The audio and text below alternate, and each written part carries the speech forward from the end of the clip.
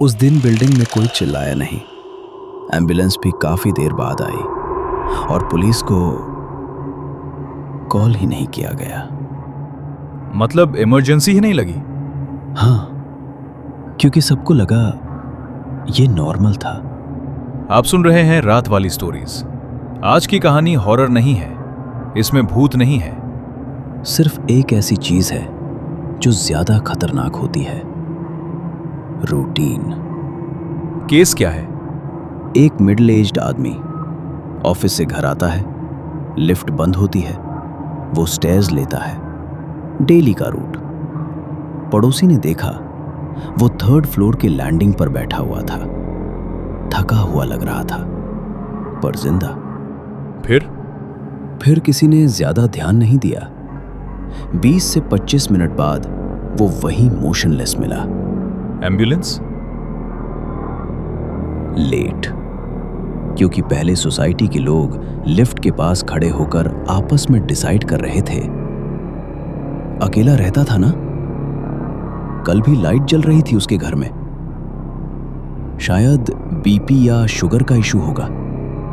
किसी ने कॉल की? एक आंटी ने फोन निकाला, फिर बोला, अरे रहने दो, डॉक्टर को पहले दिखा लेते हैं, जैसे वक्त थोड़ा और रुक जाएगा। पुलिस? Last option. पुलिस बुलाओगे तो फालतू का झाझट हो जाता है, पेपर बढ़ता है, सोसाइटी का नाम खराब होता है।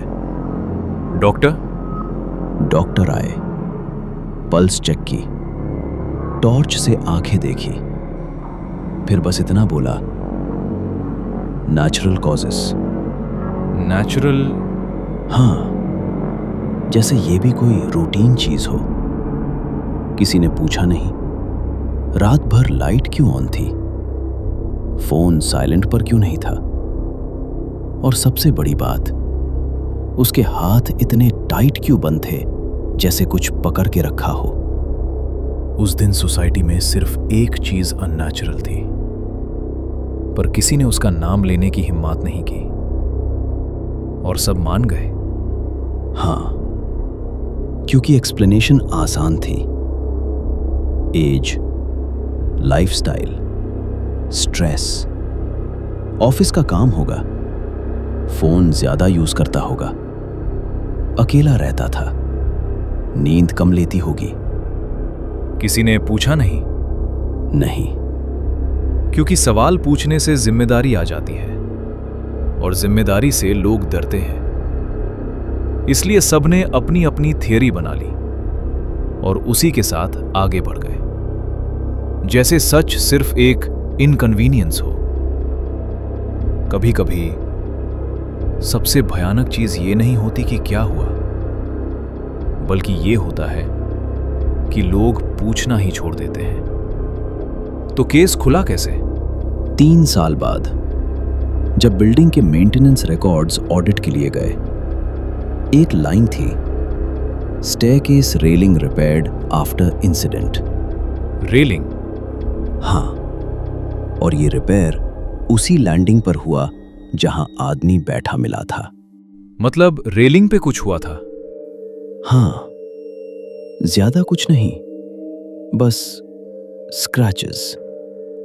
फ्रेश नहीं थे, पर नए भी नहीं लग रहे थे। पेंट थोड़ा सा उतर गया था, मेटल पर उंगलियों के अनइवन निशान, जैसे किसी ने रेल पकड़ी हो, नॉर्मल बैलेंस के लिए नहीं। Grip marks? हाँ, उंगलियों का प्रेशर एक जगह ज्यादा था, थंब का निशान अंदर की तरफ, बाकी उंगलियां बाहर की तरफ, जैसे कोई अचानक खड़ा हुआ हो, या फिर जैसे किसी को दूर से देख लिया हो। गिरने के?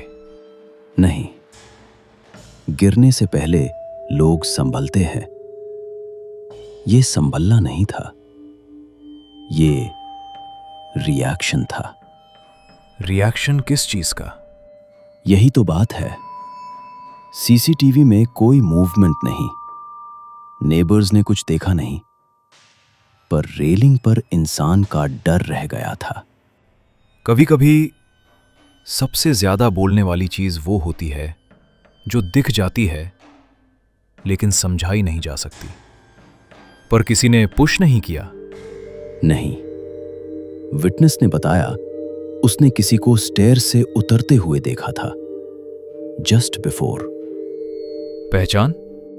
नहीं, पर एक चीज कॉमन थी।